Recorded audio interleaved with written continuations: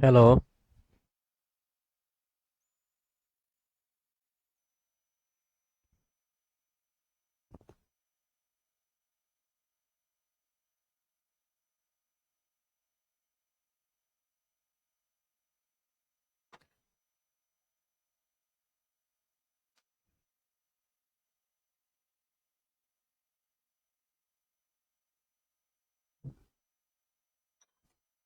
যখন ম্যাচ শুরু করবো যাবো। আসসালামু আলাইকুম সবাইকে, ক্যারিয়ার ম্যাপ স্টুডিও থেকে আন্তরিক প্রীতি ও শুভেচ্ছা জানাচ্ছি। আজকে আমরা আপনাদের যে যথারীতি যে রুটিন দিয়েছিলাম, যে কথা দিয়েছিলাম, আমরা প্রাইমারি পরীক্ষা হওয়ার আগ পর্যন্ত 300 ম্যাথের কুইশন আমি আপনাদের সলভ দেব। তারই ধারাবাহিকতায় আজকে আমরা 3 নাম্বার দিনে আসছি। আজকে আমরা জ্যামিতির একদম লাস্ট সেকশনটা আমরা আলোচনা করব। সেটা হচ্ছে আমাদের এখানে আলোচনা হবে বৃত্ত, বহুভুজ এবং ঘন জ্যামিতি। এই 3টা জায়গা একসাথে আমরা আলোচনা করব এবং মোস্ট ইম্পর্টেন্ট যে প্রশ্নগুলো, আমরা শুধু ওই প্রশ্নগুলো আলোচনা করব। ওই প্রশ্নগুলো আপনি পরীক্ষার হলে পাবেন। আদারওয়াইজ হুবহু যদি মাস্টার কপি নাও পান, তাহলেও কি পাবেন, কনসেপ্টটা কমন পাবেন। এমন কিছু কোয়েশ্চেন আপনাদের সাথে আজকে আলোচনা করব। তো এই মুহূর্তে কারা কারা আমাকে দেখতে পাচ্ছেন একটু কমেন্ট সেকশনে জানান যে আসলে আমার সাউন্ড ক্লিয়ার শুনতে পাচ্ছেন কিনা, এবং আপনারা আপনাদের ফ্রেন্ড সার্কেলদেরকে একটু যদি মাস্টার কপি মেনশন করে দিয়েন, যাতে করে তারাও ক্লাসটা দেখতে পারে এবং সবাই একসাথে যাতে উপকৃত হতে পারি আমরা। আর সবাই একটু কমেন্টস করে জানাইন। অনেকে আমাকে বলছেন যে আসসালামু আলাইকুম স্যার। ওয়ালাইকুম আসসালাম, কেমন আছেন? আলহামদুলিল্লাহ ভালো আছি। আসসালামু আলাইকুম স্যার। ওকে, যারা সালাম দিয়েছেন নমস্কার। ওকে, থ্যাংক ইউ। তার মানে শুনতে পাচ্ছেন। আর সময় নষ্ট না করে চলেন শুরু করে দেই। সবাই একটু খাতা কলম নিয়ে বসে যাবেন, যাতে করে একসাথে আমরা প্রশ্ন সমাধান করতে পারি। কোয়েশনটা দেখবেন, সাথে সাথে আনসার করে কমেন্টসে জানিয়ে দিবেন যেটার আনসার এটা, আর আমি আমার মতো করে দিয়ে যাব এবং আমি আপনাদের কমেন্টসও পড়বো, ইনশাল্লাহ, সমস্যা নেই। আসেন আমরা একটু শুরু করে দিই। এখানে আমরা একটু প্রথমে আসি, দেখি কি আছে। বৃত্তের কেন্দ্র ছেদকারী যে কে কি বলে? খুবই সহজ একটা কোয়েশ্চেন, কিন্তু তারপরেও পরীক্ষায় আসে। আমরা জানি বৃত্তের সর্ববৃহৎ যে কে, ওই বৃত্তের কি বলা হয়? ব্যাস বলা হয়। যে বলতে কি বোঝায়? বৃত্তের যে কোনো দুইটি পরিদস্থ বিন্দু, সাপোজ এ আরেকটা পরিদস্থ বিন্দু আমি যদি বি বলি, এই দুইটা পরিদস্থ বিন্দুর সংযোগ সরলরেখা, দ্যাট ইজ কল কর্ড বা জে। আর ওই যেটা যদি কোনো কারণে বৃত্তের কেন্দ্রগামী হয়ে যায়, তাহলে এটাই হয় ওই বৃত্তের সর্ববৃহৎ যে। আর বৃত্তের সর্ববৃহৎ যে কে ওই বৃত্তের ব্যাস বা টুয়ার দ্বারা প্রকাশ করা হয়, ইংলিশে যেটাকে বলা হয় ডায়ামিটার। আশা করি বুঝতে পেরেছেন। ডায়ামিটার তার মানে কি? অপশন কো আনসার। সবাই এই তো অনেকে আনসার করছেন। কেমন আছেন? আলহামদুলিল্লাহ ভালো আছি, আশা করি আপনারাও ভালো আছেন। নমস্কার স্যার। ওকে, আলহামদুলিল্লাহ। আসেন শুরু করে দিই আমরা। সবাই কিন্তু কমেন্টস করার চেষ্টা করবো, হ্যাঁ, যে যেটা পারেন দ্রুত আনসার করে ফেলবেন। এটা আপনি মনে করেন যে পরীক্ষা দিচ্ছেন আপনার পরীক্ষার হলে। আর একটু, এই তো অনেকে রিপা বলেছেন, ব্যাস বলেছেন, হাসিমুদু ব্যাস বলেছেন। ওকে, ফাইন। এবার আসেন কি বলছে, বৃত্তের পরিধি ও ব্যাসের অনুপাতকে কি বলে? পরিধি এবং ব্যাসের অনুপাত, এটাও বারবার পরীক্ষায় আসে কিন্তু, হ্যাঁ। সাপোজ ধরেন এই হচ্ছে একটা বৃত্ত, কেমন?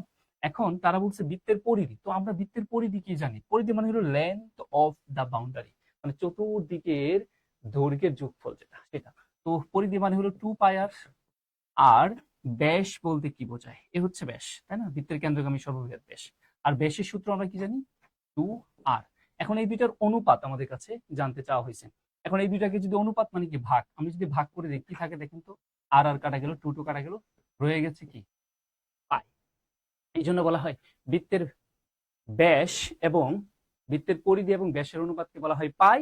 আর পায়ের ফ্র্যাকশন ভ্যালুটা, সবচেয়ে কাছাকাছি ভ্যালু যেটা, সেটা আমরা বলে থাকি হচ্ছে 22/7 বা 22/7। এটা আমরা সবাই জানি। তাহলে আনসার কি হচ্ছে? আনসার হচ্ছে অপশন খ। আসলে আমরা নেক্সটে চলে যাই। অর্ধবৃত্তস্থ কোণের মান কত? বারবার পরীক্ষা আসে। আমরা জানি একই বৃত্তের, এই তো অনেকে আনসার করেছেন, 22 আফরিন বলেছেন 7, 22/7 বলেছেন, 2 খ বলেছেন। ওকে, আমরা একটা বিষয় জানি, কি বলছে? অর্ধবৃত্তস্থ কোণ কত ডিগ্রি? দেখেন আমরা কি জানি যে একই চাপের উপর দণ্ডায়মান কেন্দ্রস্থ কোণের অর্ধেক হয় বৃত্তস্থ কোণ, অথবা বৃত্তস্থ কোণের দ্বিগুণ হয় হচ্ছে কেন্দ্রস্থ কোণ। এখন আমি যদি বলি, সাপোজ এই হচ্ছে আপনার বৃত্তটাকে অর্ধবৃত্ত করলো এই ব্যাস, তার মধ্যে এই হচ্ছে পরিদস্থ এ একটা বিন্দু, এই হচ্ছে পরিদস্থ বি আর একটা বিন্দু। এখন এই চাপের উপর কেন্দ্রস্থ কোণ কত ডিগ্রি? 180 ডিগ্রি। এখন এই একই চাপের উপর বৃত্তস্থ কোণ যদি আমি এটা আঁকি, এটা এই যে এটা একই চাপের উপর বিধ্বস্ত কোণ, তাহলে তার অর্ধেক, দ্যাট মিনস এটা কত, 90 ডিগ্রি। মজার ব্যাপার হলো এটি আবার অর্ধবৃত্তস্থ কোণ, তাই আমরা বলে থাকি অর্ধবৃত্তস্থ কোণ অলওয়েজ 90 ডিগ্রি বা 180 ডিগ্রি। আপনি যেখানে আঁকেন না কেন, যেখানেই আঁকেন সেটা কি এক সমকোণ বা 90 ডিগ্রি। তাহলে অর্ধবৃত্তস্থ কোণ 90 ডিগ্রি। আমি একদম উপপাদ্য সহ বলে দিলাম যে একই চাপের উপর দণ্ডায়মান কেন্দ্রস্থ কোণের অর্ধেক হয় হচ্ছে বৃত্তস্থ কোণ। আমি বুঝতেই পারছি 90 ডিগ্রি সবাই বলতে পারবেন, খুবই সহজ একটা কোয়েশ্চেন। আচ্ছা, এবার আসেন 4 নম্বরে অ্যান্সার করবেন। কি বলছে, বৃত্তের দুইটি যে পরস্পরকে সমদ্বিখণ্ডিত করলে ছেদ বিন্দুর অবস্থান কোথায় হবে। মানে একটা বৃত্ত, এই বৃত্তের দুইটা যে, এই বৃত্তের কি বলছে, বৃত্তের দুইটি যে পরস্পরকে সমদ্বিখণ্ডিত যদি করে, ধরেন আমার বললাম এই হচ্ছে বৃত্তের একটি যে, কেমন, আরেকটি যে আমরা বলছি হচ্ছে ধরেন এই আরেকটি যে, এই দুইটা যে পরস্পরকে সমদ্বিখণ্ডিত করলো, ফাইন। যদি তারা পরস্পরকে সমদ্বিখণ্ডিত করে, তাহলে ওরা কোথায় স্পর্শ করবে একে অন্যকে। সবাই একটু কমেন্টসে লিখেন, কোথায় স্পর্শ করবে, কোথায়, বৃত্তের কেন্দ্রে, বৃত্তের উপরে, বৃত্তের বাইরে, কেন্দ্র ছাড়া বৃত্তের ভিতরে, ইত্যাদি কোথায় হতে পারে। ওকে, 3-এর ঘ। আমরা একটু 4-এর কথা বলতে চাই যে কোথায় স্পর্শ করবে, দুইটি যে পরস্পরকে যদি কি করে, সমদ্বিখণ্ডিত করে, তাহলে কোথায় স্পর্শ করবে। ওকে, কেন্দ্রে, কেন্দ্রে, 4-এর ক, কেন্দ্রে, রাইট, অ্যাবসলিউটলি। তার মানে এই বৃত্তের কেন্দ্রে স্পর্শ করবে, তাহলে আমাদের অপশন ক হচ্ছে আনসার। ওকে, হাসি মধু, ঠিক আছে। আসেন পরে দেখি কি বলছে। বৃত্তের ব্যাস 3 গুণ বৃদ্ধি করলে ক্ষেত্রফল কত গুণ বৃদ্ধি পায়। বৃত্তের ব্যাস বা ব্যাসার্ধ যত গুণ বৃদ্ধি করা হোক, ক্ষেত্রফল তার বর্গ বৃদ্ধি পাবে, এটা আমরা সবাই জানি। তাহলে আমরা এখানে আমাদের ব্যাস কত গুণ বৃদ্ধি পেয়েছে, 3 গুণ, তাহলে তার ক্ষেত্রফল কত গুণ বৃদ্ধি পাবে, তার বর্গ। এটা বিস্তারিত আলোচনায় আমরা যাচ্ছি না, কারণ হচ্ছে এটা নিয়ে আবার বিভিন্ন ধরনের মতবাদও আছে, আমি ওইদিকেও যাচ্ছি না। পরীক্ষায় বারবার আসে, এইভাবে আমরা দেখতে পাচ্ছি আনসার গুলো হয়, আমরা ওইভাবেই কাউন্ট করি। আসেন আমরা পরে চলে যাই, এগুলো আমাদের বিস্তারিত আলোচনা আছে ক্লাসগুলোতে, যারা ক্লাস করেছেন তারা জানেন। এবার আসেন, একটি বৃত্তের ব্যাসার্ধ অপর একটি বৃত্তের ব্যাসার্ধের দ্বিগুণ হলে প্রথম বৃত্তটির ক্ষেত্রফল দ্বিতীয় বৃত্তের ক্ষেত্রফলের কত গুণ। একই কথা, ওইটার মতোই। তার মানে এখানে কত গুণ বৃদ্ধির কথা বলা হয়েছে, দ্বিগুণ। তার মানে দ্বিগুণ বৃদ্ধি করা হয়েছে, তার মানে ক্ষেত্রফলটা বৃদ্ধি পাবে তার বর্গ। যদি ওইখানে 3 গুণ বলা হতো, তাহলে ক্ষেত্রফল বৃদ্ধি পাইতো কি, তার বর্গ, দ্যাট মিন্স 9। যদি 4 গুণ বলা হতো, তাহলে ক্ষেত্রফল বৃদ্ধি পাইতো তার বর্গ, তার মানে কি 16 গুণ। বিষয়টা হচ্ছে এরকম। তার মানে অ্যান্সার আমাদের কি হবে, 4। এবার আসেন আমরা নেক্সটে আসি, কি আছে দেখি। নেক্সট, পরবর্তীতে আমরা দেখতে পাচ্ছি যে 6 সেন্টিমিটার ব্যাসার্ধ বিশিষ্ট বৃত্তের অন্তস্থ একটি সমবাহু ত্রিভুজের ক্ষেত্রফল কত। মোস্ট ইম্পর্টেন্ট একটা কোয়েশ্চেন। আপনারা যদি বলেন যে এটাকে আপনি কি করতে চান, কতটুকু গুরুত্বপূর্ণ মনে করেন, আমি বলবো এই কোয়েশ্চেনটা সবচেয়ে বেশি গুরুত্ব দিয়ে মাথায় রাখেন, সবচেয়ে বেশি ইম্পর্টেন্ট কোয়েশ্চেন। তো এটা যদি আপনি না জানেন, তাহলে পরীক্ষার হলে আপনার জন্য এটা একটু কষ্ট হয়ে যেতে পারে। যেটা আমি একটু পুরোপুরি আলোচনা করে দিচ্ছি, সহজ করে বলে দিচ্ছি। ধরেন এই হচ্ছে একটা বৃত্ত, এই বৃত্তের ভিতর তারা কি বলছে, বৃত্তের ভিতর একটি সমবাহু 6 সেন্টিমিটার ব্যাসার্ধ বিশিষ্ট বৃত্তের অন্তস্থ একটি সমবাহু ত্রিভুজ। তার মানে এই বৃত্তের ভিতরে একটি কি দেখবো, এখন আমরা একটি সমবাহু ত্রিভুজ চিন্তা করব, ঠিক আছে। সাপোজ এই হচ্ছে বৃত্তের ভিতর একটি সমবাহু ত্রিভুজ, ফাইন। এখন দেখেন তারা কি বলছে, ওই বৃত্তের ব্যাসার্ধ, সাপোজ এইটুকু হচ্ছে বৃত্তের ব্যাসার্ধ, আর আর তার ভ্যালু দেওয়া আছে কত, 6। এখন বলা হচ্ছে যে বৃত্তের এই সমবাহু ত্রিভুজের ক্ষেত্রফল কত। খেয়াল করে দেখেন, সমবাহু ত্রিভুজের ক্ষেত্রফল আমরা কি জানি, √3/4 ইন্টু বাহু স্কোয়ার। তার মানে এইখানে আপনার কি লাগবে, ওই সমবাহু ত্রিভুজের ক্ষেত্রফল বের করতে গেলে সমবাহু ত্রিভুজের এক বাহুর দৈর্ঘ্যটা লাগবে, তাই না। তো সমবাহু ত্রিভুজের এক বাহুর দৈর্ঘ্য আমরা জানি না, সাপোজ ধরে নিলাম এ। এখন আমরা একটা সূত্র জানি, দুইটা সূত্র আছে। বৃত্তের ভিতর সমবাহু ত্রিভুজ অঙ্কন করা থাকলে তার দ্রুত ক্যালকুলেশন করার ওয়ে, সূত্রটা মনে রাখবেন, a/√3। রেডিয়াসের মান হয় a/√3। বৃত্তের ভিতর সমবাহু ত্রিভুজ অঙ্কন করা থাকলে রেডিয়াসের মান হয় a/√3। তো এইখানে দেখেন আমার তো রেডিয়াসের মান দেওয়া আছে কত, 6। তাহলে এই সমীকরণটা যদি আমরা সলভ করি, তাহলে ওই এর মান বের হয়ে আসবে না।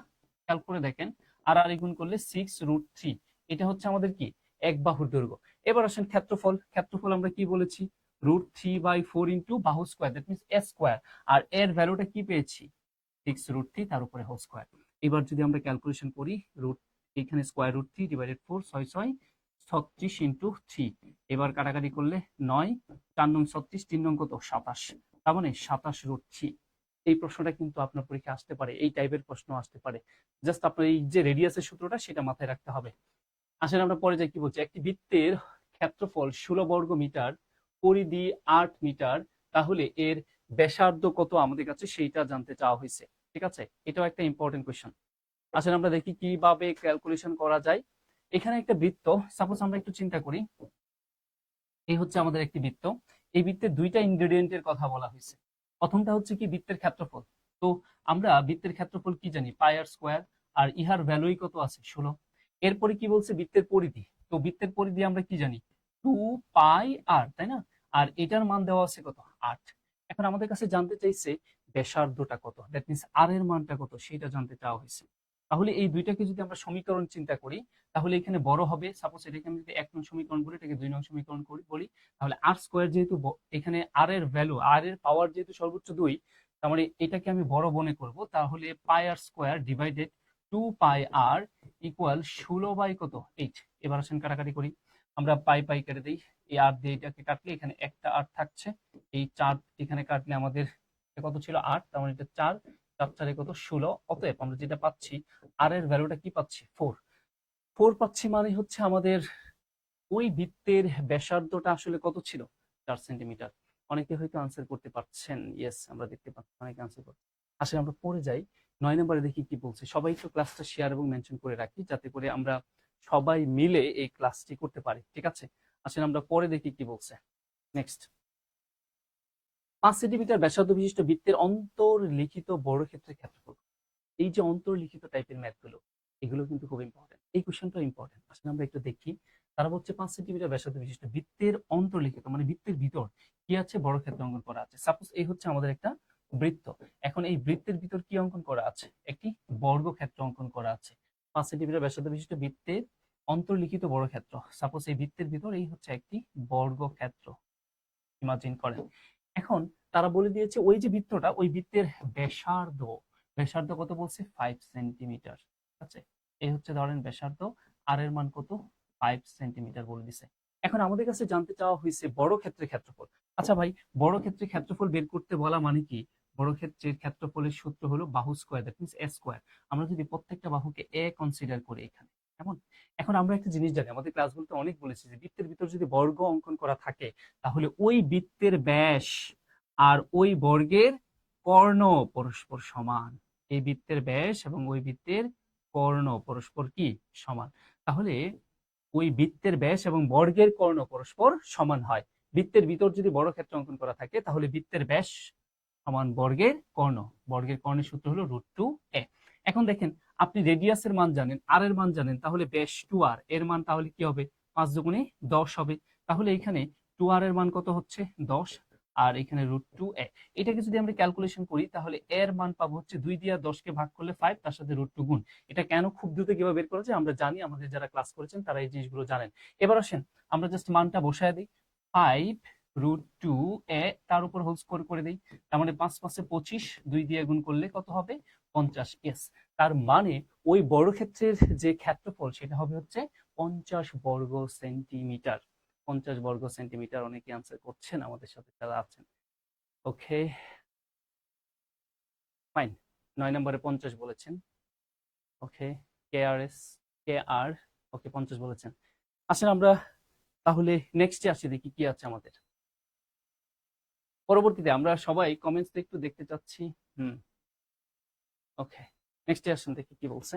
আমরা পরে যেটা দেখতে পাচ্ছি, একটি বৃত্তের ক্ষেত্রফল 9 গুণ বৃদ্ধি পেলে তার ব্যাসার্ধ কত গুণ বৃদ্ধি পায়। ভাই আমরা এর আগে দেখেছিলাম বৃত্তের ব্যাস বা ব্যাসার্ধ যত গুণ বৃদ্ধি পায়, ক্ষেত্রফল তার বর্গ বৃদ্ধি পায়। তাহলে এবার উল্টা চিন্তা করবেন, বৃত্তের ক্ষেত্রফল যদি 9 গুণ বৃদ্ধি পায়, তাহলে তার ব্যাস বা ব্যাসার্ধ বৃদ্ধি পাবে তার হচ্ছে বর্গমূল, দ্যাট মিন্স কি 3 গুণ বৃদ্ধি পাবে।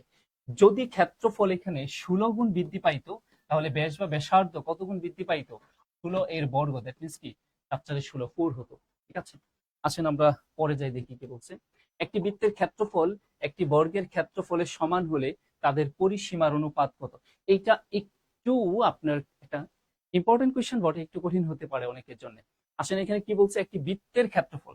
সাপোজ আমরা একটা বৃত্তের কথা চিন্তা করি, ইমাজিন করেন এই হচ্ছে একটা বৃত্ত, এবং তারা আরেকটা কথা বলছে, একটি বৃত্তের ক্ষেত্রফল এবং একটি বর্গক্ষেত্রের ক্ষেত্রফলের সমান। তার মানে সাপোজ এই হচ্ছে একটি বর্গক্ষেত্র, তো এই বৃত্তের ক্ষেত্রফল আমাদের কি হবে? বৃত্তের ক্ষেত্রফল হচ্ছে পাই আর স্কয়ার। আর এই বর্গের ক্ষেত্রফল আমাদের কি হবে? বর্গের ক্ষেত্রফল হচ্ছে বাহু square, that means a square. এখন এরা নাকি কি পরস্পর সমান? ওকে ফাইন, ওরা পরস্পর সমান। এখন আমাদের কাছে জানতে চাইছি কি, তাহলে পরিসীমার অনুপাত কত? তো বৃত্তের পরিসীমা আর পরিধি সার্কামফারেন্স পেরিমিটার বোথ আর ইকুয়াল, একই কথা, সিনোনিম ওয়ার্ড। ঠিক আছে, এটা মাথায় রাখবেন। বৃত্তের ক্ষেত্রে যেটাকে আমরা পরিধি বলছি সেটাকে পরিসীমাও বলা যায়, কোনো সমস্যা নেই। তাহলে এই বৃত্তের পরিসীমা আমরা কি বলি? 2 পাই আর। আর এই বর্গের পরিসীমা আমরা কি বলবো? বর্গের পরিসীমা হচ্ছে 4a। এই দুইটার অনুপাত আমাদের কাছে জানতে চাওয়া হয়েছে। তো অনুপাতের ক্ষেত্রে চলক সেম করতে হবে। চলেন এই যে এর ভ্যালুটা আমাকে বের করে নিয়ে আসতে হবে আগে। আসেন কোথা থেকে বের করব? এই যে সমীকরণটা দেখতে পাচ্ছেন, এই সমীকরণ থেকে, দ্যাট মিন্স এ স্কোয়ার সমান কি? পাই আর স্কোয়ার, এমনটাই তো। এখান থেকে যদি আমরা এর মানটা বের করি তাহলে সেটা কি হয়? উভয় পাশে বর্গ মূল করে দেন, তাহলে পাই আর এখানে কি আছে? রুট ওভার পাই আর স্কোয়ার। এবার এটাকে ক্যালকুলেশন করে দেখেন আপনি এর ভ্যালুটা কি পাচ্ছেন। এই রুটটা যদি ভেঙে দেন তাহলে পায়ের নিচে আলাদা করে রুট চলে আসবে, আর এই স্কোয়ার রুটে কাটা গিয়া এখানে 8টা সিঙ্গেল হয়ে যাচ্ছে। ওকে, এবার এখানে মানটা বসায় দেন। আমার এখানে কি আছে? 2 পাই আর সমান অনুপাত, এই পাশে কি আছে? 4a, তার মানে 4 ইন্টু এর ভ্যালু কি পাইছি? স্কোয়ার রুট অফ এখানে পাই ইন্টু কি? আর। এবার আসেন আমরা এখান থেকে কাটাকাটি করি। এইখানে আমরা আমরা কি কি কাটতে পারি একটু খেয়াল করে দেখেন। আমরা এটা যেটা করতে পারছি, এ আর ভেনিশ করে দিতে পারি উভয় পাশ থেকে, এবং আমরা এই 2 দ্বারা এই 4কে কাটলে এখানে 2 পাচ্ছি। তার মানে আমরা যেটা দেখতে পাচ্ছি আলটিমেটলি, এই পাশে আছে হচ্ছে পাই অনুপাত, ওই পাশে আছে হচ্ছে 2 রুট ওভার পাই। তার মানে এমন করে কোথাও কি আনসার আছে? দেখেন তো, পাই অনুপাত 2 রুট পাই, পাই অনুপাত 2 রুট পাই, অপশন গ তে আমরা পাচ্ছি। এটা একটা ইম্পর্টেন্ট কোয়েশ্চেন ছিল, একটু কঠিনও লাগতে পারে অনেকের কাছে।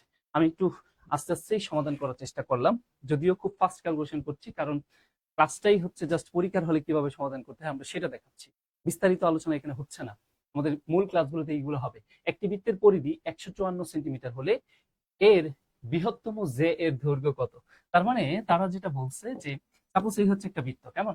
এখন এই বৃত্তের পরিধি মানে কি? 2 পাই আর, এটার ভ্যালু 154 সেন্টিমিটার হলে ওই বৃত্তের বৃহত্তর জে, আমরা তো প্রথমেই বলেছি বৃত্তের বৃহত্তর জে মানে কি? বৃত্তের কেন্দ্রগামী জে কে বৃত্তের বৃহত্তর জে বলে। আর কেন্দ্রগামী জে মানে যেটা আমরা বলি বেশ, সেটা হচ্ছে 2r, দ্যাট মিন্স 2r এর মান আমার লাগবে।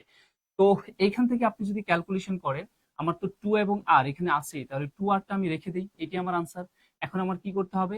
এই যে 154 সেটাকে আমরা পাই দ্বারা ভাগ করে দিই। আমি একটু ভেঙে বলি আপনাকে, 2r154, পায়ের ভ্যালুটা আমরা বসিয়ে দিই 22/7। এবার যদি আপনি কাটাকাটি করেন, আমি যদিও এটা এক লাইনে করে ফেলা যায়, তারপরেও আপনাদের বোঝার সুবিধার্থে এটা উল্টে যাবে, 7 উপরে চলে যাবে আর 22 কোথায় চলে আসবে? নিচে। এবার দেখেন 2r সমান, আমরা যদি 22 দিয়ে কাটি তাহলে এখানে কত হয়? 7, 7 গুণে 14 আর 14 এক 15, তার মানে এখানে হয় হচ্ছে 7। আর 7 আর 7 গুণ করলে কত হবে? 49। ইয়েস, তার মানে আমাদের এইখানে 2r বা ওই ব্যাসটা হচ্ছে কত? 49। আর আমাদের তো ওই বৃহত্তর যে মানেই তো বৃত্তের ব্যাস, তাহলে আনসার কি হচ্ছে? 49। খুবই ইম্পর্টেন্ট ম্যাথ কিন্তু, ঠিক আছে। আসেন আমরা পরে দেখি। অনেকে হয়তো এখন আবার আনসার করতে কষ্ট হচ্ছে, একটু কঠিন কঠিন লাগতেছে হয়তো অনেকের কাছে। আচ্ছা, আপনারা জাস্ট দেখতে থাকেন এবং যেটা পারবেন সেটা আনসার করে ফেলবেন। সবাই একটু ক্লাসটা ফ্রেন্ড সার্কেলদেরকে মেনশন করেন, ভাই একটু শেয়ার করেন, সবাই মিলে করি। যত বেশি হবে তত আমি স্লোলি এবং ইলাবোরেট আলোচনা করার চেষ্টাও করব, যদি আপনাদের পার্টিসিপেন্ট আরো বেশি হয়ে যায়। দেখেন কি বলছে, 7 সেন্টিমিটার ব্যাসার্ধ বিশিষ্ট বৃত্তের অন্তর্নিহিত বর্গক্ষেত্রের ক্ষেত্রফল কত? এই টাইপের কোয়েশ্চেন একটা আমরা অলরেডি করে আসছি। তারা যেটা বলছে খেয়াল করে দেখেন, এখানে 7 সেন্টিমিটার ব্যাসার্ধ বিশিষ্ট বৃত্তের অন্তর্লিখিত, তার মানে এই হচ্ছে একটা বৃত্ত, এই বৃত্তের ভিতর একটি কি অঙ্কন করা আছে? বর্গ অঙ্কন করা আছে। সাপোজ এই হচ্ছে বৃত্তের ভিতর অঙ্কিত একটি বর্গ, এটার কথা যদি আমরা চিন্তা করি। এখন তারা কি বলছে?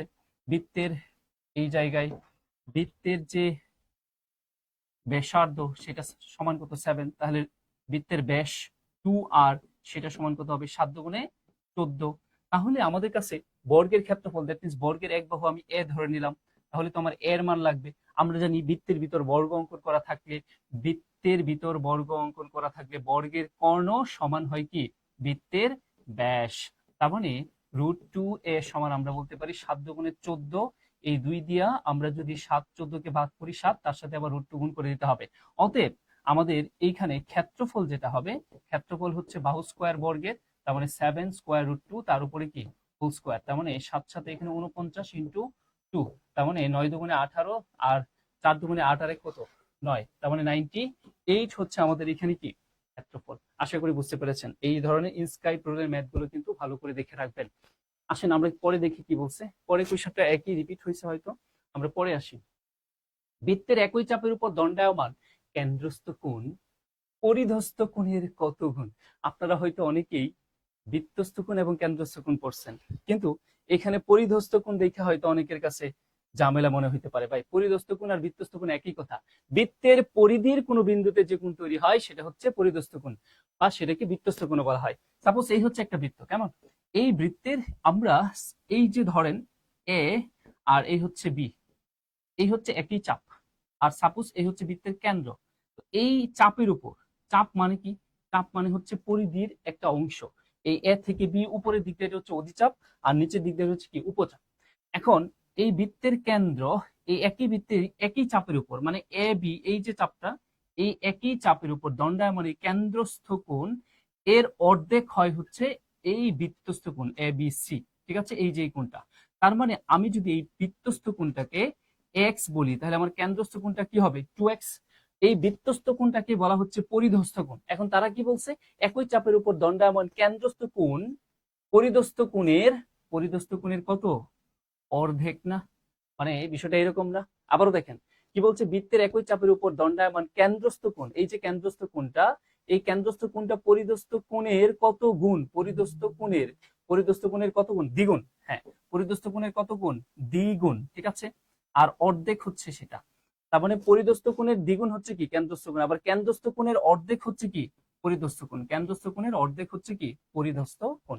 তার মানে আমাদের এখানে কি হবে? দ্বিগুণ হবে আনসার। অপশন 15, 15-এর অপশন কারা কি করছেন? 15, 15 সি। ইয়েস, সি মানে দ্বিগুণ, টুয়াইস। আচ্ছা, ওকে, নেক্সটে আসেন তাহলে, খুব ইম্পর্টেন্ট কোয়েশ্চেন। এবার আসেন 5 সেন্টিমিটার ব্যাসার্ধ বিশিষ্ট একটি বৃত্তের কেন্দ্র হতে 4 সেন্টিমিটার দূরবর্তী যে এর দৈর্ঘ্য কত? এই যে স্ট্রাকচারের কোয়েশ্চেন গুলো, এই স্ট্রাকচারের কোয়েশ্চেন গুলো অবশ্যই ভালো করে দেখবেন, আবারও বুঝেন তারা কি বলছে। 5 সেন্টিমিটার ব্যাসার্ধ বিশিষ্ট একটি বৃত্তের কেন্দ্র হতে 4 সেন্টিমিটার দূরবর্তী জে এর দৈর্ঘ্য কত? সাপোজ এই হচ্ছে বৃত্তের ও কেন্দ্র বিশিষ্ট একটা বৃত্ত। এখন এই বৃত্ত থেকে 4 সেন্টিমিটার দূরবর্তী একটা জে, সাপোজ এই হচ্ছে এ বি একটি জে, এই যেটা এই কেন্দ্র থেকে কতটুকু দূরে? 4 সেন্টিমিটার দূরে। এখন তারা বলতেছে বৃত্তের ব্যাসার্ধ কত, তার মানে এই কেন্দ্র থেকে পরিধস্থ বিন্দুর যে দূরত্ব সেটা হচ্ছে বৃত্তের ব্যাসার্ধ, সেটা কত? 5 সেন্টিমিটার।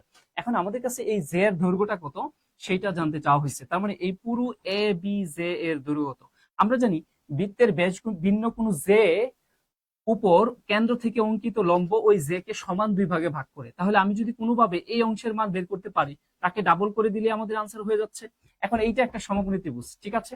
তাহলে আমরা সবাই জানি, কি জানি, 3 4 5 এর সমকোণী ত্রিভুজ হয়। তাহলে এটা হচ্ছে অতিভুজ, অতিভুজ 5, এটা হচ্ছে আমার তাহলে কত 4, নিঃসন্দেহে এটা কি হবে 3। তার মানে এই অংশটুকু ও এ, এই অংশটুকু যদি 3 হয়, তাহলে এ বি যেটা সেটা তার ডাবল হবে, তার মানে 3 দুগুণে কত 6 হবে। তাহলে এ বি যেটা আছে তার দৈর্ঘ্য হবে হচ্ছে 6 সেন্টিমিটার। খুব ভালোভাবে এই কোশ্চেনটা দেখে নেবেন, এই টাইপের কোশ্চেন এখান থেকে আরো কোশ্চেন কিন্তু হতে পারে। ঠিক আছে, যারা ক্লাস করেছেন তারা এইটা দেখেই বুঝতে পারেন, এটা 4, এটা 5, তাহলে এটা 3, 3 দুগুণে কত 6। এখন যদি প্রশ্ন করা হয় এমন করে, ধরেন এই প্রশ্নটাই আপনাকে যদি একটু ঘুরিয়ে এমন করে বলা হয়, যে এমনটা বলা হলো, এইখানে সাপোজ ধরেন আপনার এইখানে যদি বলা হয়, এই জায়গায় এটা বলা হচ্ছে, ধরেন এইখানে আমরা 13 24 বললাম, ঠিক আছে? এই যে এ বি, এই এ বি যেটার দৈর্ঘ্য হচ্ছে 24, এ বি জে এর দৈর্ঘ্য হচ্ছে 24, আর এই কেন্দ্র থেকে ওই জে এর দূরত্ব হলো 5। এবার বলেন বৃত্তের ব্যাস কত হবে? বৃত্তের ব্যাস আমি আবারও বলছি, এ বি জে এর দৈর্ঘ্য হচ্ছে 24, কেন্দ্র থেকে ওই জে এর দূরত্ব হচ্ছে 5। তাহলে এই বৃত্তের ব্যাস কত হবে? সবাই কমেন্টসে জানাবেন। আমি পরের কোশ্চেনে চলে যাই। দেখেন কি বলছে, নিচের কোনটি বৃত্তের সমীকরণ? বৃত্তের সমীকরণ কোনটি আমাদের কাছে সেটা জানতে চাইছে। যারা প্রাইমারি কোশ্চেন দিতে পরীক্ষা দিতে যাচ্ছেন, এটা দয়া করে একটু আপনি না বুঝলেও মুখস্থ করে রাখেন, এটা কিন্তু আসতে পারে। আমরা বৃত্তের পরিধি মানে বৃত্তের যে সমীকরণ, এখানে এত আলোচনা করার আসলে সময় আমাদের এখানে নেই। X square plus y square equal আর স্কোয়ার, তার মানে এমন করে কোথায় আছে দেখেন, x square plus y square সমান দেখেন কত আছে 16। তো 16কে কিন্তু লেখা যায় কিভাবে? কিভাবে লেখা যায়? 4 4 16 4 স্কোয়ার। তার মানে আপনি বলতে পারেন এইখানে বৃত্তের সমীকরণটা কোথায় আছে? অপশন গ তে। ঠিক আছে, আসলে আমরা পরে যাই কি বলছে। বৃত্তস্থ সামান্তরিক একটি, ভাই এই যে কোশ্চেনটা একদম বেসিক জায়গা থেকে, বৃত্তস্থ সামান্তরিক একটি কি? বৃত্তস্থ সামান্তরিক আপনি খেয়াল করে মাথায় রাখবেন যে বৃত্তের ভিতর কখনো সামান্তরিক অঙ্কন করা যায় না। দেখেন আমরা যদি বৃত্তের ভিতর একটা সামান্তরিক অঙ্কন করতে চাই তাহলে সেটা কেমন হয়ে যায় খেয়াল করে দেখেন। বৃত্তের ভিতর একটা সামান্তরিক অঙ্কন করবো, আপনি যতই চেষ্টা করেন এই সামান্তরিককে ওই বৃত্তের এই সামান্তরিকের 4টি শীর্ষবিন্দুকে ওই বৃত্তের পরিদস্থ বিন্দুগুলোতে স্পর্শ করাতে পারবেন না। এই জন্য আপনারা এইটা নিশ্চয়ই জানেন যে ধরেন এটা একটা সামান্তরিক, ওকে, তারপরে আমি সব দেখাই দিচ্ছি। এটা হচ্ছে একটা আয়তক্ষেত্র, কেমন? এটা হচ্ছে সাপোজ এটা হচ্ছে একটা বর্গ, ওকে। এইবার আরেকটা বিষয় খেয়াল করেন, তারপরে বর্গের পরে এটা হচ্ছে ধরেন একটি রম্বস। তো এদের মধ্যে একটা সম্পর্ক আছে, এই 4টা ফিগারের মধ্যে একটা কমন বৈশিষ্ট্য আছে। সেই কমন বৈশিষ্ট্য কি? এরা প্রত্যেকটা বাহু পরস্পর সমান্তরাল, প্রত্যেকটা বাহু পরস্পর সমান্তরাল। দ্যাটস ওয়াই সবাইকে সামান্তরিক বলা যেতে পারে। এই জন্যই বলা হচ্ছে যে এই বৃত্তের ভিতর অঙ্কিত সামান্তরিক একটি আয়ত, বৃত্তের ভিতর অঙ্কিত একটি রম্বস বর্গ, বৃত্তের ভিতর অঙ্কিত রম্বস বর্গ, আর বৃত্তের ভিতর অঙ্কিত সামান্তরিক আয়ত। তাহলে এখানে আমাদের আনসারটা কি হবে? আয়তক্ষেত্র আনসার হবে। আশা করি বুঝতে পেরেছেন, আয়তক্ষেত্র আনসার হবে। আমি একটু বোঝানোর চেষ্টা করলাম এখানে, পরে আসেন দেখি কি বলছে।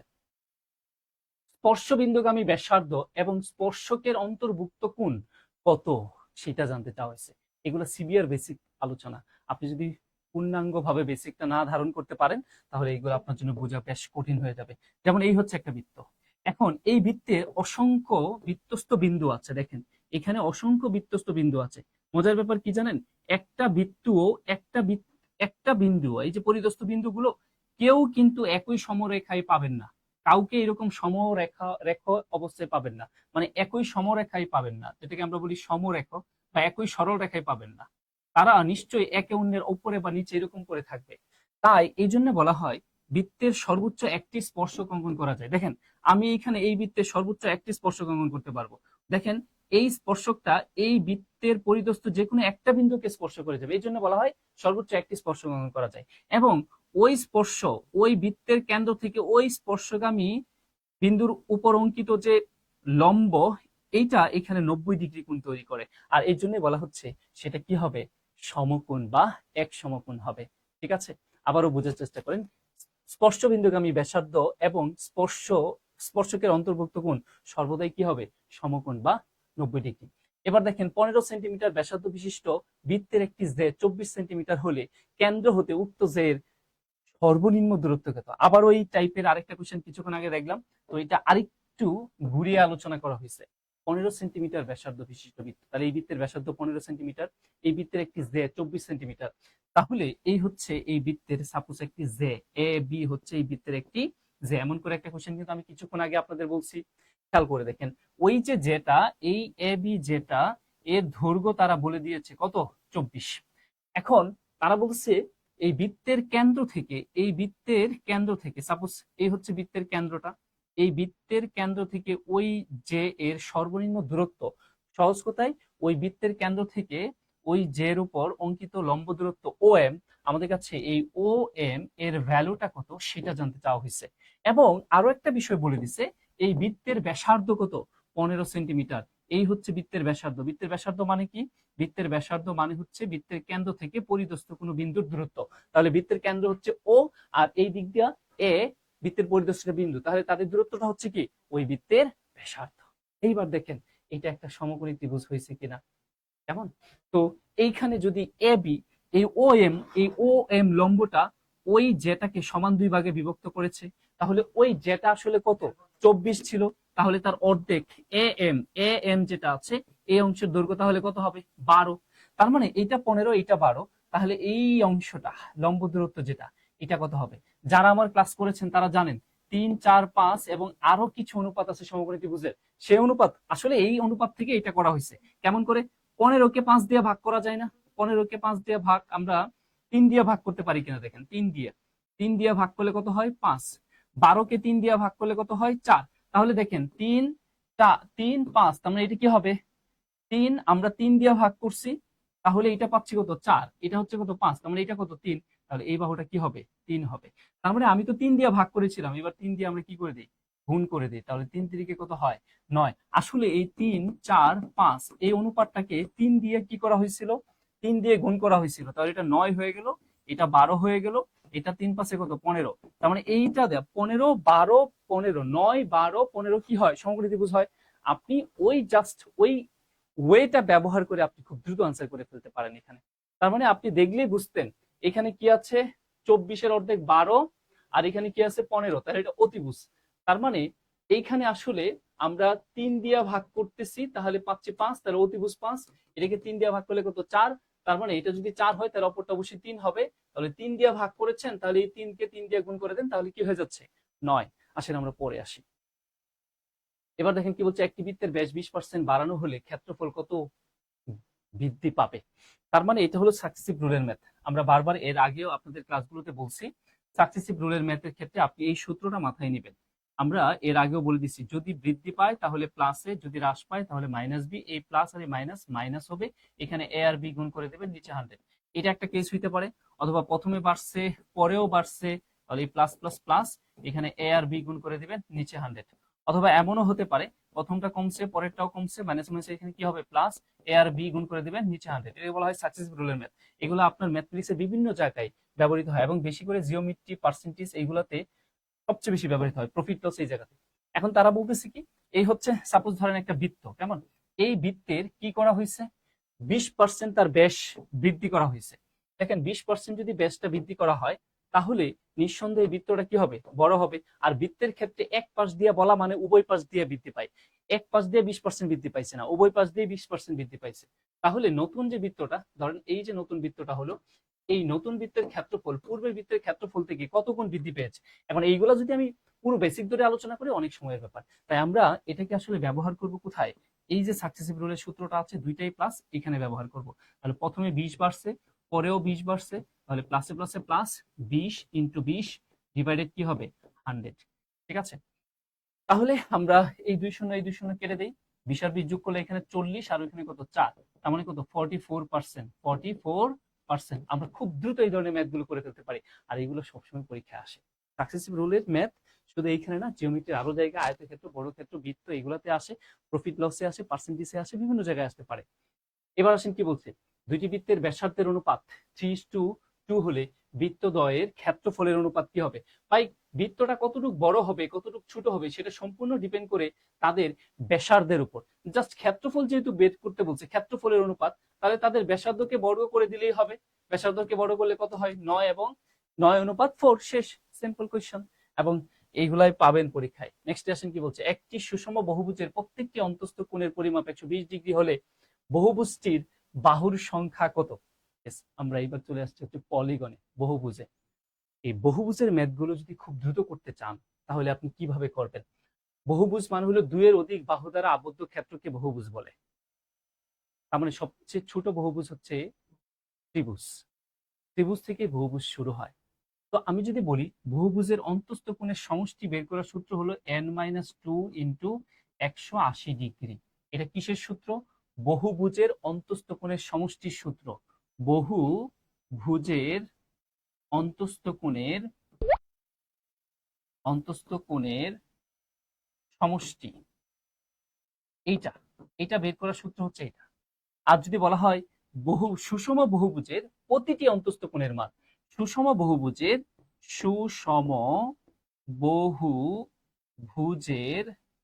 প্রতিটি অন্তস্থ অন্তস্থ কোণের মান বের করার সূত্র হচ্ছে ওই সূত্রটাই n-2 divided n into 180 degree. Just এতটুকুই পার্থক্য, n দ্বারা ভাগ করা হয়। এখানে n গুলা কি? n গুলা হচ্ছে ভাই বাহু। বাহু, n কে বাহুও বলা হয়, এখানে বাহুর সংখ্যাও বলা হয়, বাহুর সংখ্যা বা কোণ সংখ্যাও বলা হয়। কারণ আমরা জানি বহুভুজের কোণের সংখ্যা এবং বাহুর সংখ্যা পরস্পর সমান হয়। যে কয়টা বাহু হয় সেই কয়টাই আপনার কোণ হয়। এখন এটা হলো একদম ফর্মাল ওয়েতে। এখন ইনফর্মাল ওয়েতে আরো দ্রুত বের করার একটা ওয়ে আছে, আরো দ্রুত। সেই আরো দ্রুত বের করার ওয়েটা হলো, সেই ক্ষেত্রে আপনি সূত্রগুলো এইভাবে মাথায় নিতে পারেন, একটা সূত্র দিয়ে করতে পারেন। সেটা হচ্ছে বাহু সংখ্যা, বাহু সমান, বাহু সমান আমরা বলতে পারি 360 ডিগ্রি ডিভাইডেড অন বহিস্থ কোণ। বহিস্থ কোণ, দেখেন এটা বাহু সংখ্যা সমান 360 ডিগ্রি ডিভাইডেড বহিস্থ কোণ। এটার পুরো বিশ্লেষণ আসলে আমি আগে যা বলছি সেটাকে একটু বিশ্লেষণ করলে এটা পাওয়া যায়। তো আমরা যেহেতু এত বিশ্লেষণের ক্লাস না, জাস্ট পরীক্ষার হলে কিভাবে সমাধান করব এটা একটু দেখি। তাহলে এই সূত্রটা মাথায় রাখেন। এবার আসেন কি জানতে চাইছে, একটি সুষম বহুভুজের প্রত্যেকটি অন্তস্থ কোণ 120 ডিগ্রি। ভাই অন্তস্থ কোণ, ধরেন আমি এখানে একটা আপনাকে এইরকম করে একটি ষড়ভুজের কথা বললাম, ঠিক আছে? এখন এই ষড়ভুজের প্রতিটি অন্তস্থ কোণ, মানে বাহু যেহেতু প্রত্যেকটি সুষম ষড়ভুজ, প্রত্যেকটা বাহু সমান হলে তাদের অন্তর্ভুক্ত কোণগুলো পরস্পর কি হয়? সমান হয়। প্রত্যেকটি অন্তস্থ কোণ যদি 120 ডিগ্রি হয়, তাহলে এখানে বাহুর সংখ্যা কয়টা? এখন দেখেন অন্তস্থ কোণ প্রত্যেকটা সমান 120 হলে আমি যদি একটা বাহুকে এখানে বাড়াই, তাহলে এই যে বহিস্থ কোণটা হলো, এই বহিস্থ কোণের মান কি হবে? বা এখানে 180 ডিগ্রি থেকে যদি আপনি 120 ডিগ্রি বাদ দিয়ে দেন, তাহলে যেটা থাকে 60 ডিগ্রি, 60 ডিগ্রি কি বহিস্থ কোণের মান না? তার মানে আমার সূত্রে কি লাগে? বহিস্থ কোণ 360 ডিভাইডেড বহিস্থ কোণ। যদি অন্তস্থ কোণ দেওয়া থাকে, বহিস্থ কোণ যদি সরাসরি দেওয়া না থাকে, যদি অন্তস্থ কোণ দেওয়া থাকে, সরাসরি 180 থেকে অন্তস্থ বাদ দিলে বহিস্থ পাওয়া যাবে। তাহলে বাহুর সংখ্যা বের করতে বলছে, তার মানে 360 ডিগ্রি। এখন বহিস্থ কোণ তো প্রশ্নে দেওয়া নাই, দেওয়া আছে কি? অন্তস্থ কোণ। আমরা জানি বহিস্থ কোণ পাওয়া যায় কিভাবে? 180 থেকে অন্তস্থ কোণ বাদ দিলে। তাহলে 180 ডিগ্রি থেকে যদি আমি 120 ডিগ্রি বাদ দেই, তাহলে তো হয়ে যাচ্ছে 360 ডিগ্রি ডিভাইডেড, আমাদের এখানে বিয়োগ করলে কত আসছে? 60 ডিগ্রি। তার মানে আমাদের 6×6 = 36। তাহলে বাহুর সংখ্যা কয়টা হবে? 36টা হবে। এখন যে ধরনের প্রশ্নই করুক না কেন বহুভুজের, আপনি এই স্ট্যান্ডার্ডটা যদি মেনটেন করতে পারেন, তাহলে যাই যেটা জানতে চাইবে সেটাই বের করতে পারবেন। আসলে এইরকম আরো কিছু কোয়েশ্চেন আমরা দেখি। পরে কি বলছে, একটি সুষম বহুভুজের যার প্রত্যেকটা বাহু সমান, বাহুর সংখ্যা 12 হলে প্রতিটি বহিস্থ কোণের মান কত? তাহলে আমরা কি করব ভাই? বাহুর সংখ্যা সমান 360 ডিগ্রি ডিভাইডেড কি? বহিস্থ কোণ। বলেছিলাম না বহিস্থ কোণ, বহিস্থ কোণ। এইবার সমীকরণটা করেন, তাহলে তো হয়ে যাচ্ছে, তাই না? তাহলে আমার বহিস্থ কোণের মান চলে আসছে। তার মানে আমরা এই 12 দিয়ে যদি এখানে কাটি, 3 12 কত? 36। অতএব আর গুণ করলে আমার বহিস্থ কোণ এর মান চলে আসতেছে কত? 30 ডিগ্রি। কত আসবে? 30 ডিগ্রি। বুঝতে পেরেছেন কিনা? জাস্ট এইটা অ্যাপ্লাই করলে আপনি যেটাই বলবে, বাহু বলুক, বহিস্থ কোণ বলুক, অন্তস্থ কোণ বলুক, আপনি বের করতে পারবেন। ঠিক আছে? আসলে এরকম আরো কিছু কোয়েশ্চেন দেখি। কি বলছে, একটি সুষম ষড়ভুজের প্রতিটি বাহুকে বর্ধিত করলে উৎপন্ন বহিস্থ কোণের মান পরিমাপ কত? কিছুক্ষণ আগে আমরা করায় ফেলছি সেটা। তার মানে এই হচ্ছে আপনার একটা ষড়ভুজ, সুষম ষড়ভুজ, ঠিক আছে, যার প্রত্যেকটা বাহু পরস্পর এখানে কি? সমান, এবং তাদের অন্তর্ভুক্ত কোণগুলো পরস্পর কি হবে? সমান হবে। আমি খুব ভালো আঁকতে পারি না, আপনারা ধরে নেবেন এই 6টা বাহুই এখানে পরস্পর সমান, এবং প্রত্যেকটা অন্তস্থ কোণ আমরা জানি কি? 120 ডিগ্রি। এখানে বলে দেওয়া আছে 120। আমরা জানি এই 120 ডিগ্রি অন্তস্থ কোণ মান বের করার সূত্রটা কি? অন্তস্থ কোণের মান বের করার সূত্র কি? আমরা বলেছিলাম n-2 into 180 degree divided n। এটা করলে আপনার কি চলে আসবে? অন্তস্থ কোণের মান চলে আসবে। আপনি এটা করে দেখেন। যেহেতু ষড়ভুজ বলছে, তার মানে কি? বাহুর সংখ্যা কত? 6। তাহলে এখানে আপনি 6 - 2 ইন্টু 180 ডিগ্রি ডিভাইডেড কি? 6। তাহলে দেখবেন 120 ডিগ্রি আসবে। আপনাদের মজার আরেকটা গল্প বলি, আমার এই সূত্র অ্যাপ্লাই করেও বের করার দরকার নাই, আমরা আরো দ্রুত বের করতে পারি। সেটা কি? বাহুর সংখ্যা কয়টা? 6টা। তার মানে 6 থেকে 2 বাদ দিব, বাদ দিয়ে আমরা 180 গুণ করে দিব। সবসময় জয়টা বাহু থাকবে, তার থেকে আপনি 2 বাদ দিবেন। তার মানে এখানে আমার 2 বাদ দিলে থাকতেছে কত? থাকতেছে হচ্ছে এখানে আমাদের 5। তার মানে 5 ইন্টু 100। তাহলে যেটা আসবে সেটা হচ্ছে অন্তস্থ কোণের সমষ্টি আসবে। একে যদি আমি 6 দিয়ে ভাগ করে দিই, তাহলে দেখেন আপনার এখানে কি আসতেছে? 318, 3 × 5 = 15। তার মানে আমাদের কত? 2 বাদ 6, মানে আমাদের 6 দিয়ে ভাগ দিলে যেটা আসবে সেটা হচ্ছে প্রতিটি অন্তস্থ কোণের মান চলে আসবে। তো প্রতিটি অন্তস্থ কোণের মান তাহলে আমাদের কত আসবে? 120 ডিগ্রি আসবে। এখন এটাকে যদি 6 দিয়ে ভাগ করেন, এখন প্রশ্ন হচ্ছে এটা কেন হয়? খেয়াল করে দেখেন, আমি একটু একটু পঞ্চভুজ দিয়ে আপনাকে দেখাই সহজ করে। এইখানে এই প্রতিটি অন্তস্থ কোণের সমষ্টি কত আপনি সূত্র ছাড়া কিভাবে বের করবেন? সূত্র ছাড়া বের করার ওয়ে যেটা হবে সেটা হচ্ছে, আপনি এই দুইটাকে গুণ করেন, যোগ করেন, তাহলে এখানে একটা ত্রিভুজ হলো। এই কোণ থেকে বিপরীত শীর্ষবিন্দু আরেকটা গুণ করেন, এখানে আরেকটা ত্রিভুজ হলো, এখানে আরেকটা ত্রিভুজ। তার মানে কয়টা ত্রিভুজ হয়েছে? 3টা ত্রিভুজ হয়েছে। তাহলে 3 ইন্টু প্রত্যেকটা ত্রিভুজের অন্তস্থ কোণের মান কত? 180 ডিগ্রি। 180 ডিগ্রি দিয়ে গুণ করে দেন, তাহলে 3 18 কত? 54। তার মানে 540 ডিগ্রি হচ্ছে আমাদের এখানে কি, এই বহুভুজটার অন্তস্থ কোণের সমষ্টি। এখন এটা যদি সুষম বহুভুজ হইতো, তাহলে এটাকে জাস্ট আমরা কি দ্বারা ভাগ করে দিতাম? 5 দ্বারা ভাগ করে দিতাম, তাহলে প্রতিটি অন্তস্থ কোণের মান বের হয়ে আসতো। তো ওইখানেও তাই। তার মানে আমাদের এখানে যেহেতু সুষম ষড়ভুজের কথা বলে দিছে, তাহলে আমাদের বাহুর সংখ্যাটা এখানে স্পষ্ট করে বলে দিছে যে 6টা বাহু আছে। এখন এই 6টা বাহু যেহেতু আছে, তারা বলতেছে বহিস্থ কোণের মান তাহলে কত হবে? তো আমরা যেটা বলছিলাম, সাপোজ এই যদি একটা, এর আগেও আমরা আলোচনা করে ফেলছি, এটা হচ্ছে একটা সুষম ষড়ভুজ, তাহলে তার ধরেন এই কোণের মান, এই অন্তস্থ কোণের মান হচ্ছে 120 ডিগ্রি। এখন আমি যদি যে কোনো একটা দিয়ে বলি, এই বাহুটাকে বর্ধিত করি, তাহলে উৎপন্ন এই যে বহিস্থ কোণ সেটা কত হবে? এই পুরো কোণের মান কত? 180 ডিগ্রি। এই 180 ডিগ্রি থেকে এই অন্তস্থ 120 বাদ দিলেই তো হয়ে যাচ্ছে কত ডিগ্রি? 60 ডিগ্রি। তাহলে এই অংশটুকু কত ডিগ্রি? 60 ডিগ্রি, যেটা আমি আরো আগে আলোচনা করেছি। যাই হোক, এর আগে আমি দেখাইলাম যে সূত্র ছাড়াও আপনি কিভাবে বের করতে পারেন। আচ্ছা, এবার দেখেন কি বলছে, একটি সুষম বহুভুজের প্রতিটি অন্তস্থ কোণের মান যদি 120 হয়, তাহলে বহুভুজের বাহুর সংখ্যা কত? সেটা তো আমরা কিছুক্ষণ আগে বের করলাম, 6টি। পরে আসেন কি বলছে, একটি সুষম ষড়ভুজের অন্তস্থ কোণের মান, অন্তস্থ কোণের অন্তস্থ যে কোনো একটি কোণের মান কিভাবে বের করবেন, বা সেটা কত ডিগ্রি? একটা সুষম ষড়ভুজ মানে বাহুর সংখ্যা কয়টা? 6টা।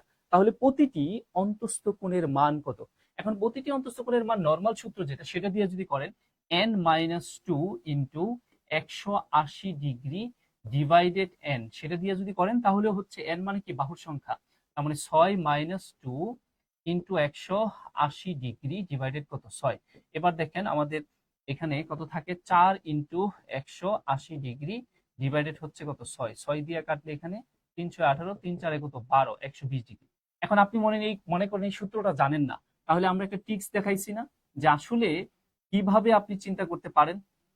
খেয়াল করে দেখেন, আপনি এইভাবে মানে সূত্রটা কিভাবে আসছে সেই বিশ্লেষণটা যদি জানেন, তাহলে আপনি সূত্র যদি ভুলেও যান, মুখস্থ নাও থাকে, তাও কিন্তু আপনি কাজ করতে পারবেন। খেয়াল করে দেখেন, এইখানে আসলে কয়টা ত্রিভুজ আছে আমরা বের করবো। যে কোনো একটা শীর্ষবিন্দু, এই শীর্ষবিন্দুটাকে টার্গেট করে কাজ করি। এই শীর্ষবিন্দুর বিপরীত শীর্ষবিন্দু হচ্ছে এটা, এই দুটাকে যোগ করি, আমরা একটা ত্রিভুজ পেলাম। এবার এইটার শীর্ষবিন্দু বিপরীত আরেকটা শীর্ষবিন্দু, এটা যোগ করি, আরেকটা ত্রিভুজ পাইলাম। এটা তার বিপরীতে এইখানে আরেকটা শীর্ষবিন্দু, এটাও যোগ করে দিই, আরেকটা ত্রিভুজ পাইলাম, এখানে আরেকটা ত্রিভুজ পাইলাম।